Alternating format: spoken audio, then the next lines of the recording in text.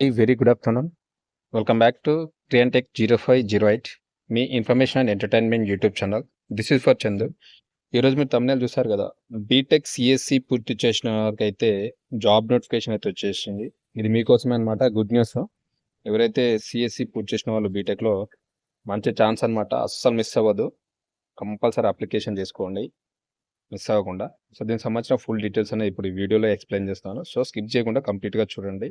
అదేవిధంగా నా small request అనమాట, కొత్త వ్యూవర్స్ ఎవరైనా ఛానల్ కానీ వీడియో చూస్తున్నవారు ఉంటే కంపల్సరీ సబ్స్క్రైబ్ చేసుకొని బెల్ ఐకాన్ క్లిక్ చేసి పెట్టుకోండి. నేను చేసేటువంటి కొత్త ఇన్ఫర్మేటివ్ వీడియోస్ అనేవి మీకు నోటిఫికేషన్ రూపంలో వచ్చేసాయి కాబట్టి మిస్ కాకుండా చూడొచ్చు. పాత వాళ్ళైతే నా వీడియోస్ని షేర్ చేయండి, లైక్ చేయండి, కామెంట్ చేయండి. లైక్ చేయడం చాలామంది మర్చిపోతున్నట్టు, కంపల్సరీ లైక్ చేయండి, నాకు సపోర్ట్ చేయండి. సపోర్ట్ చేయడం వల్ల మీకు కొత్త ఇన్ఫర్మేటివ్ వీడియోస్ అనేవి మీకు చేయడం జరుగుతూ ఉంటుంది కాబట్టి. సో డైరెక్ట్ అయితే వీడియోలోకి వెళ్ళిపోతాం లేట్ చేయకుండా. నాకు పర్సనల్గా సపోర్ట్ చేయాలంటే నా ఛానల్ పక్కన జాయిన్ బటన్ ఉంటుంది బ్లూ కలర్లో, నా ఛానల్లో జాయిన్ అయ్యి కూడా నాకు సపోర్ట్ చేయొచ్చు. ఓకేనా? సరే, thank you very much for supporting with me. Direct అయితే వీడియోలోకి వెళ్ళిపోదాం. వివిధ విభాగాల్లో ఖాళీగా ఉన్న ఇంజనీర్ పోస్టుల భర్తీకి Indian highways management company IHMCL notification అయితే విడుదల చేసింది. ఆసక్తి గల అర్హత గల అభ్యర్థులు IHMCL అధికారిక వెబ్సైట్ ద్వారా అప్లికేషన్ చేసుకోవచ్చు.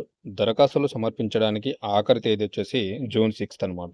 మనకు వివిధ డిపార్ట్మెంట్లో ఉన్నటువంటి ఇంజనీరింగ్ పోస్టుల భర్తీకి అయితే Indian highways management company IHMCL company నుంచి అయితే నోటిఫికేషన్ అయితే విడుదలైంది. గుర్తుపెట్టుకోండి, ఎవరైతే ఇంట్రెస్టెడ్ ఉండి క్వాలిఫికేషన్ ఉన్న వాళ్ళైతే కంపల్సరీ IHMCL అధికారిక వెబ్సైట్ నుంచి అయితే అప్లికేషన్ చేసుకోవచ్చు అని చెప్పేసి చెప్తున్నారు. దరఖాస్తులు సమర్పించడానికి లాస్ట్ డేట్ వచ్చేసి మనకు June 6 అనమాట. గుర్తుపెట్టుకోండి. పోస్టులు ఎన్ని ఉన్నాయంటే మొత్తం మనకు 49 పోస్టులు ఉన్నాయి.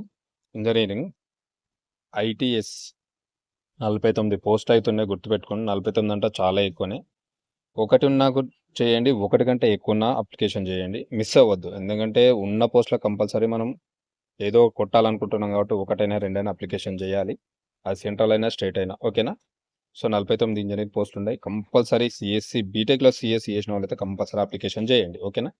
ఎలిజిబిలిటీ ఏముందో చూద్దాం. మరి క్వాలిఫికేషన్స్ ఏమున్నాయంటే, పోస్టును అనుసరించి information technology, computer science, electronics and communications, electrical instrumentation, data science and artificial ఇంటెలిజెన్స్లో ఇంజనీరింగ్ డిగ్రీ లేదా గుర్తింపు పొందిన యూనివర్సిటీ నుంచి సంబంధిత ఇంజనీరింగ్ బ్రాంచుల నుంచి సమాన అర్హత కలిగిన వారు అప్లికేషన్ చేసుకోవచ్చు. గుర్తుపెట్టుకోండి, ఇక్కడ మనకు కొన్ని ఇచ్చారు క్వాలిఫికేషన్స్. పోస్టును అనుసరించి ఏమేమి ఉండాలంటే, ఇన్ఫర్మేషన్ టెక్నాలజీ IT అంటారు, computer science, electronic and communications, electrical instrumentation, data science and artificial ఇంటెలిజెన్స్లో ఇంజనీరింగ్ డిగ్రీ లేదా గుర్తింపు పొందిన యూనివర్సిటీ నుంచి సంబంధిత ఇంజనీరింగ్ బ్రాంచ్ల, అంటే పైన ఇచ్చిన బ్రాంచెస్ ఉన్నాయి కదా, అందులో నుంచి సమాన అర్హత కలిగినటువంటి దానికైతే వాళ్ళైతే అప్లికేషన్ చేసుకుంటారు. అందులో డిగ్రీ చేసిన వాళ్ళు కంపల్సరీ అప్లికేషన్ చేసుకోవచ్చు. గుర్తుపెట్టుకోండి, సింపుల్ ప్రాసెస్ అనమాట.